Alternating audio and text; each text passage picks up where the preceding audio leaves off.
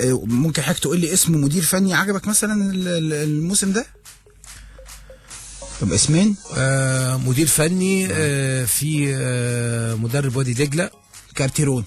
يعني بالنتائج الراجل ده عامل شغل محترم بالنتائج، وبرضه في بعض الحاجات الفنيه، يعني ملحوظات الفنيه اللي تقدر تقول عليها. طبعا مدرب جيد.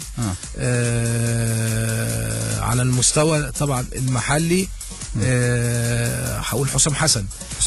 حسام حسن انا ببص لفرقه المصري من حته واحده بس. لما بشوف الامكانيات واللعيبه، الامكانيات طبعا مش زي السنوات السابقه، لان النادي المصري نادي كبير.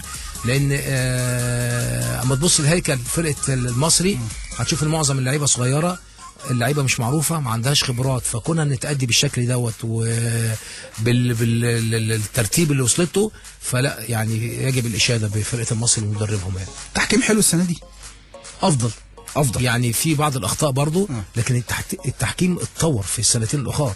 والشيء الجيد ان ما بقاش فيه حسابات، والشيء الجيد ان انا بحس بيحصل فيه اخطاء، لكن الحكام عاوزه تنجح.